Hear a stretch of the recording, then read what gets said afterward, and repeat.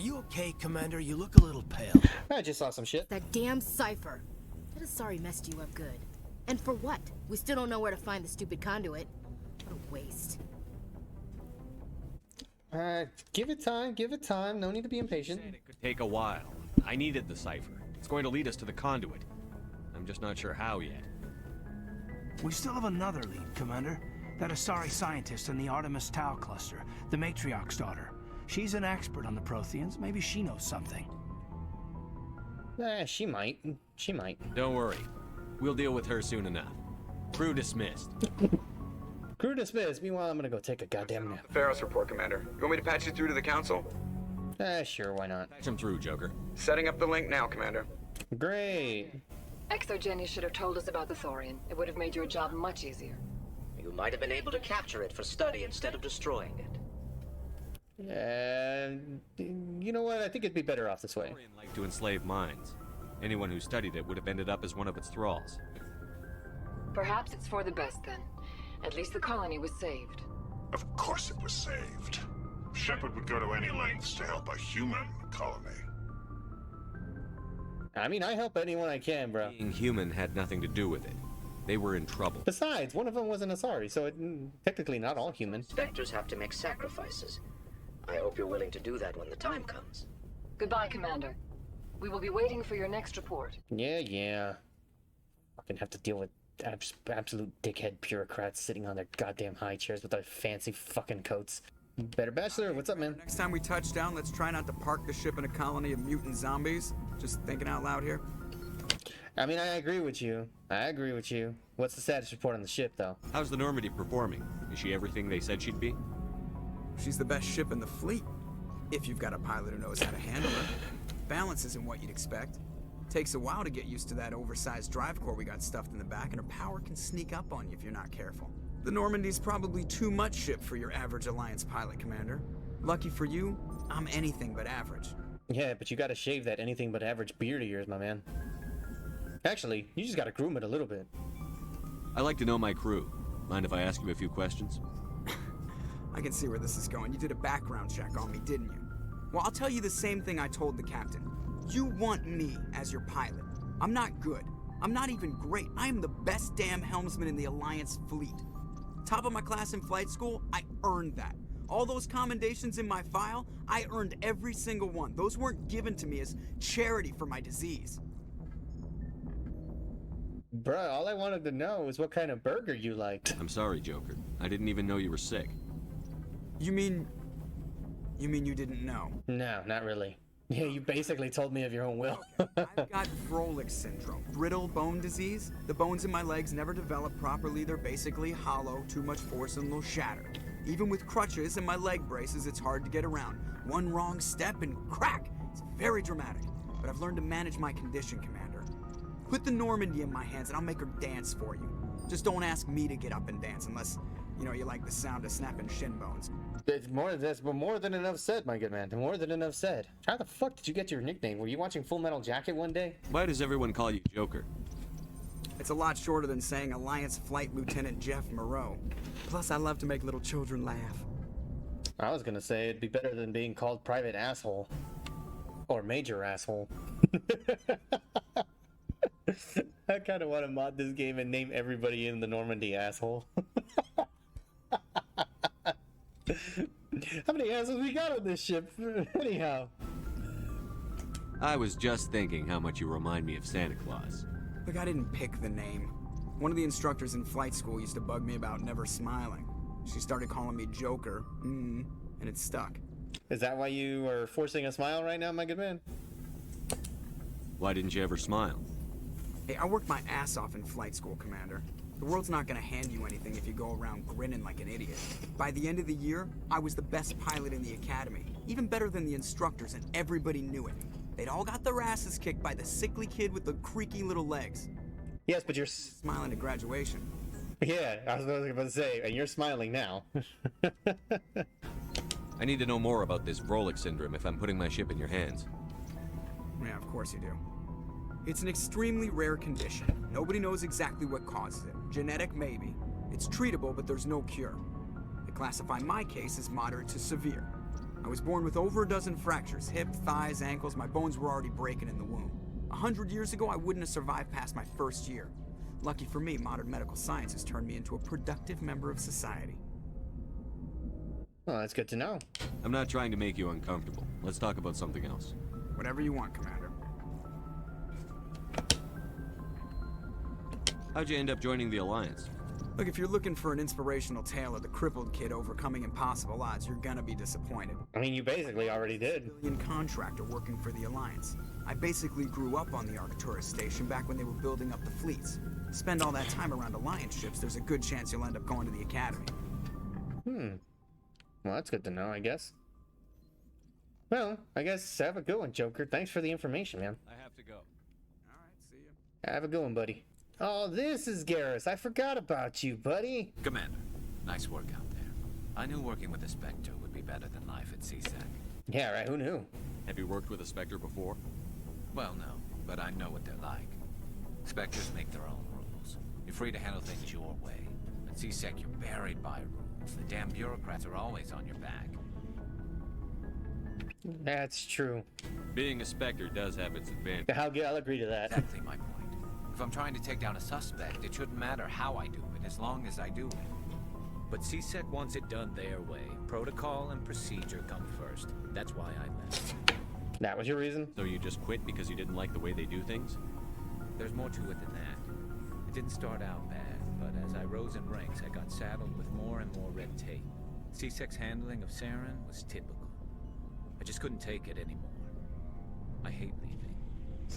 It's a tough decision, but you'll eventually get over it. Hope you made the right choice. I'd hate for you to regret it later. Well, that's sort of why I teamed up with you. It's a chance for me to get off the Citadel, see how things are done outside CSEC. Yeah, it's not as much glory as I thought you'd think. I plan to make the most of this. Yeah, definitely enjoy it. CSEC headquarters looking over my shoulder. Well, maybe I can get the job done my way for a change. I guess that depends. If getting the job done means endangering innocent people, then no. We get the job done right, not fast. Got it? I wasn't trying to. I understand, Commander. Yeah, no problem. Just as long as you understand that. And like literally, no, don't do the Russian way of saving us hostage, because that's just not gonna end well. Commander, What's up, Ashley? to talk. Of course, what's up? I keep an open door policy. If you have any concerns, lay them on me. All right. I know things are different aboard the Normandy, but I'm concerned about the aliens, Vicarian and Rex. With all due respect, Commander, should they have full access to the ship? Can you explain what the hell you mean? Don't mince words, Chief. What's your concern? This is the most advanced ship in the Alliance Navy. Alright, Garbo, have a good one, man. Vital systems, engines, sensors. Yeah, thanks, man. I'm gonna definitely try to get to know everybody here and see who's chill, see who's not. A great time playing this game. Yeah, I'm gonna be back on Thursday. So once I finish getting to know everybody, I'm basically gonna call it a night.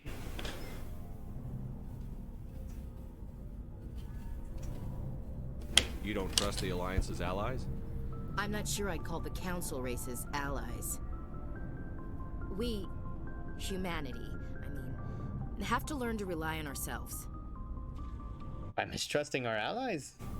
How do you get from relying on ourselves to mistreating our allies? I don't mean we should mistreat them, Commander. I just think we should be prepared to go it without them. As noble as the Council members seem now, if their backs are against the wall, they'll abandon us. That's pretty simple.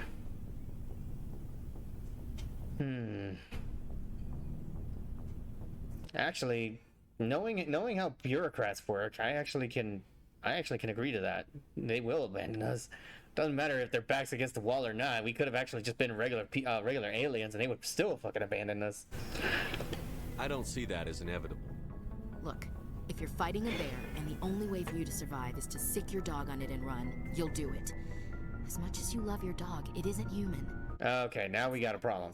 Not really. Members of their species will always be more important to them than humans are. Yeah, I've heard this one before. You sound like one of those Terra Firma party pamphlets, Chief. Terra Firma is a pack of jackals. The founders had ideals. These days they just play off xenophobia and bigotry. I hope my reasons are more rational. My father, grandfather, great-grandmother, they all picked up a rifle and swore the oath of service. I guess we just tend to think of Earth's interests as our own. Look, I understand. Like, I understand the distrust, especially considering the way we've been treated. But at the end of the day, look, once you've been on battlefield with somebody, it doesn't matter what race they are. As long as they got your back and you've been through it with them, it doesn't matter who they are. All right. I can see where your concerns are coming from, Williams. But this is a multilateral mission. You're going to have to work with aliens, like it or not. It won't be a problem, Commander. You say jump, I say how high. You tell me to kiss a Turian, I'll ask which cheek. Wait, what about me? No. But thanks. I don't think kissing Turians will be necessary. You never know, Commander. Yeah. How are you doing? What's your opinion on the last mission? Gotta admire those colonials. That's about the worst place for a colony I've ever seen. Yeah, no kidding. Given the option, I'd get the hell out of Dodge. Agreed. I do not want to be on a zombie planet. We'll talk later, Williams. Looking forward to it, sir. Yeah, have a good one. Rex, my man, how you doing, buddy? What can I do for you? What's your story, Rex? There's no story. Go ask the Quarian if you want stories. I mean, just a short one, man. Krogan lived for centuries. Don't tell me you haven't had a few interesting adventures. Well, there was this one time the Turians almost wiped out our entire race. That was fun. Yeah?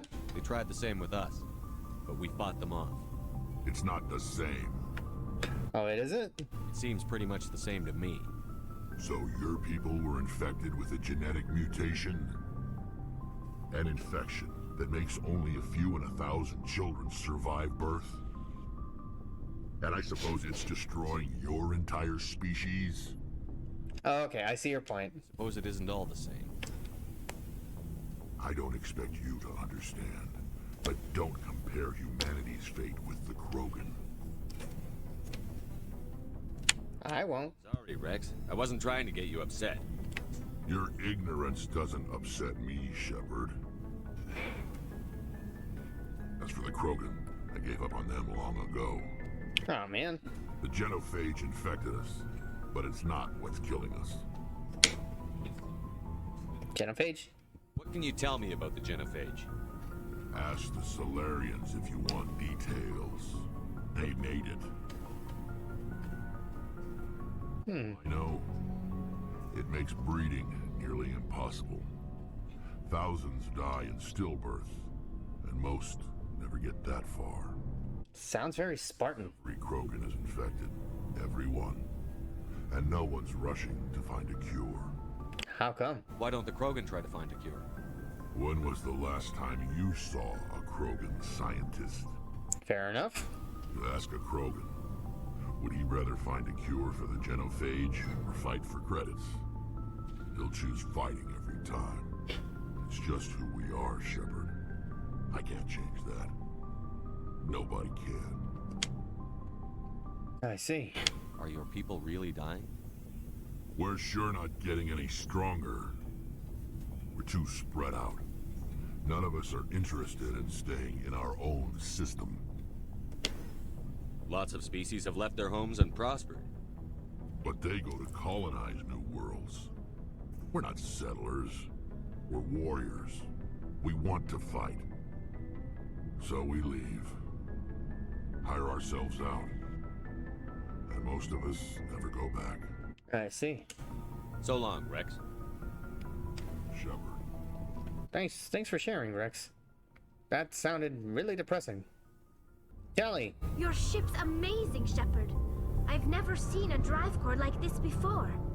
I can't believe you were able to fit it into a ship this small.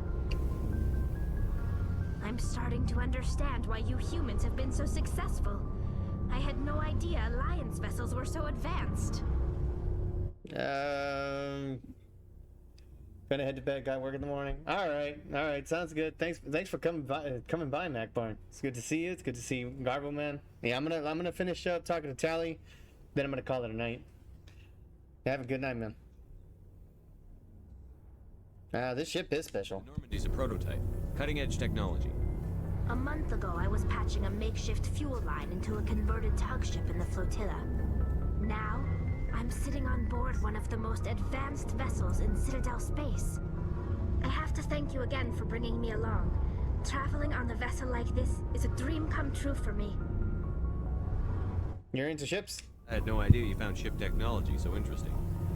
It comes with being a Quarian. The migrant fleet is the key to the survival of my people. Ships are our most valuable resource. But we don't have anything like this. We make do with cast-offs and second-hand equipment. We just try to keep them running for as long as we can. Some of the fleet's larger vessels date all the way back to our original flight from the Geth. That was 300 years ago. I can't believe your fleet's still using ships that are 3 centuries old. They're constantly being repaired, modified, and refitted. They aren't pretty, but they work. Mostly.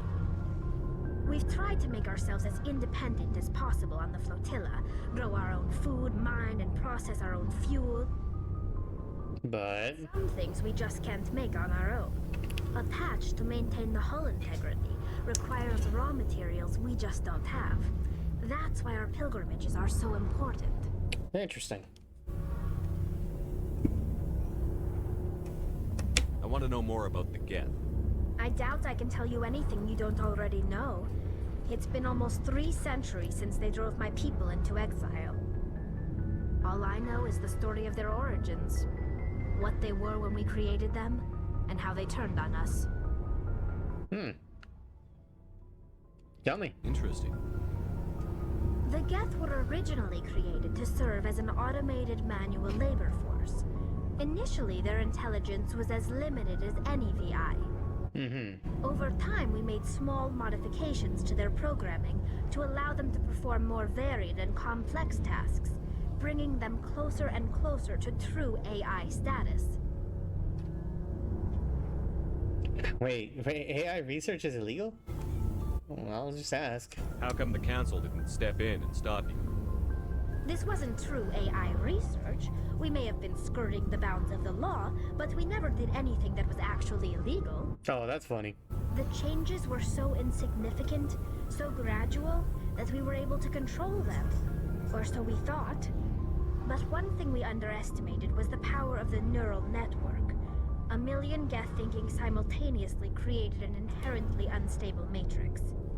Yep, that definitely sounds like something that could easily go wrong with AI, especially if it's all on one neural network.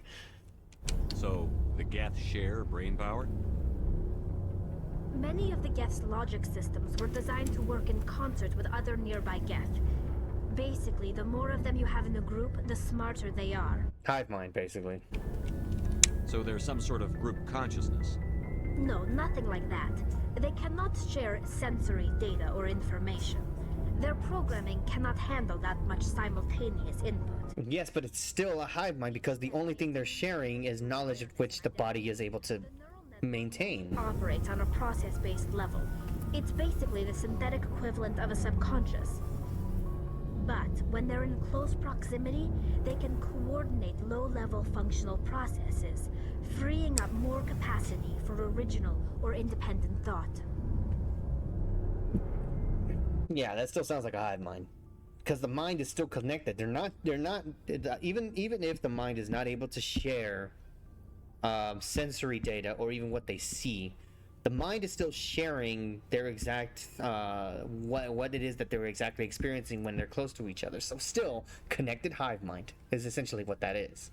What made them rebel?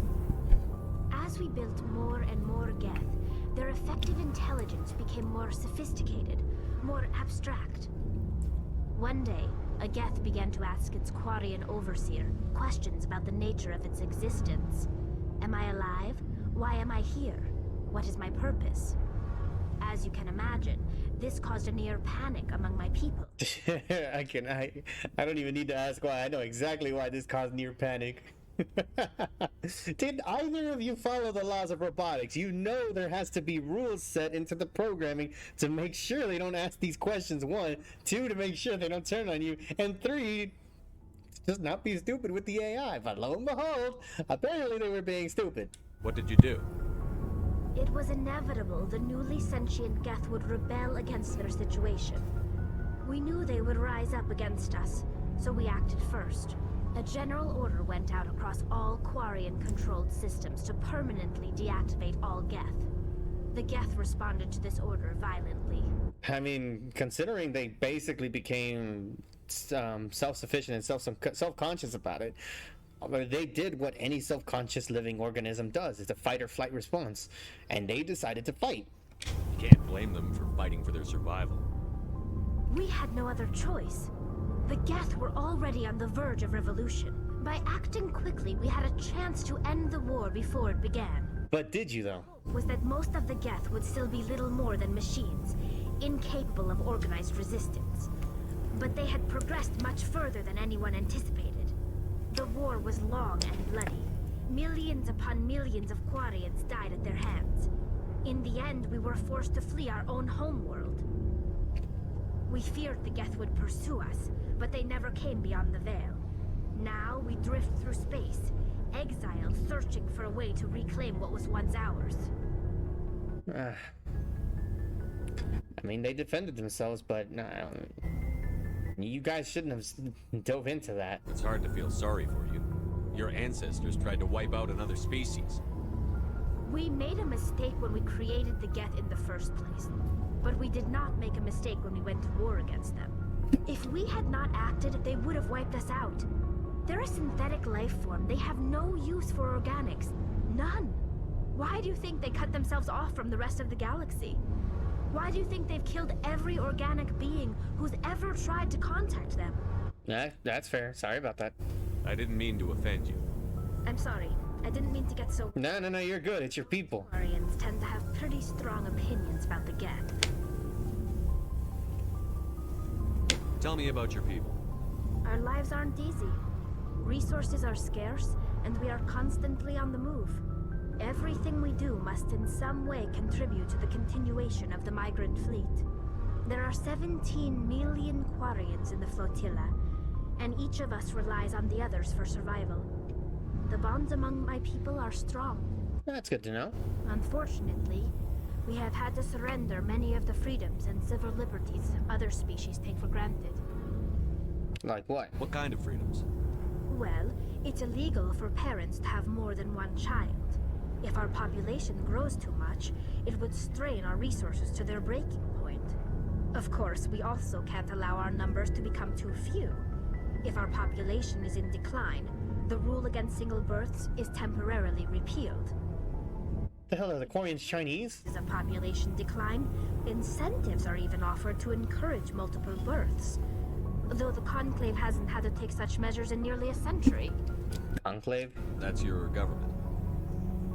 The Conclave is our civilian branch of government. Each ship can elect a representative to serve on the Conclave and make decisions that affect the fleet as a whole. On matters that affect an individual ship, however, the captain has the final say. It's a tradition that dates back to the early days, when the fleet was governed by martial law. Fortunately, most captains nowadays are smart enough to have an elected council from their crew to give them advice and guidance. Huh, didn't even know you guys were democratic. So the ultimate power rests with elected officials. In practice, the Conclave and the respective council for each ship tend to set the rules that govern our daily lives. But in theory, we are still under military jurisdiction. The 5 top-ranking military officials in the fleet serve on the Admiralty Board. These 5 have the power to overrule any decision by the Conclave in case of emergency. To do so requires unanimous agreement among the Admiralty, and they can only do this once. After that, the entire board must resign their posts. It's a safeguard that served us well. In nearly 3 centuries, the Admiralty Board has only overruled the Conclave 4 times. That's interesting. I want to know more about the pilgrimage. When my people reach maturity, we leave our birth ships and seek acceptance with a new crew.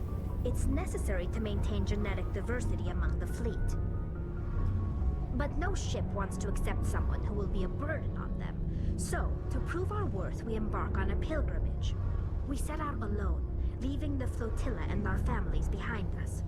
We only return once we have found something of value we can bring back to the fleet. This is presented as a gift to the captain of the respective ship we wish to join. If the gift is accepted, we are welcomed into the crew. Do they always accept? Can a captain choose to reject the gift? That doesn't happen often. Most captains are eager to increase the size of their crew. It increases their own standing in our society. Even when a gift is not particularly valuable, the captain usually accepts it out of a sense of tradition. However, there is a stigma to presenting a substandard gift. It's not the best way to make a good impression on a new community. Most pilgrims don't return until they find something worthwhile. Do they always accept? Can a captain choose to reject the gift?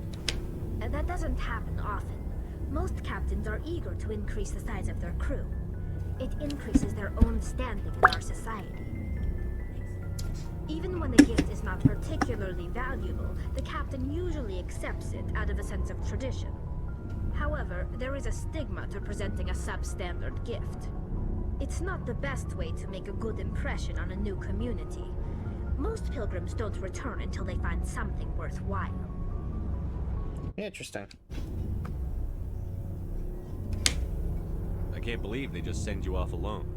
It's not like they just cast us out. Before we leave, we are given lessons in how to survive outside the flotilla, and given gifts to help us on our journey. We also receive implants to fight off sickness and disease. Generations of living in an isolated and highly controlled environment have left our immune systems weaker than most. By the time we leave the fleet, we are well equipped for the pilgrimage. This is a rite of passage for all Quarians. If it were dangerous, our numbers would suffer. Virtually every pilgrimage ends with a triumphant return and the ritual presentation of the gift to one of the fleet's captains. Gotcha. I want to talk about something else. Like what? I guess there's nothing really much I got to talk about. It's good to know more about you and your people, Tally. I should go. See you later. Have a good one, Tally. Alright, I guess that's the whole crew.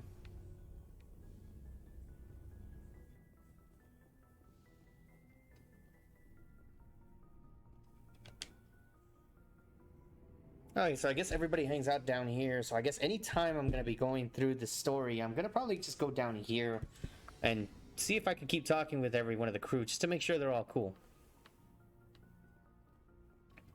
Including Private Joker.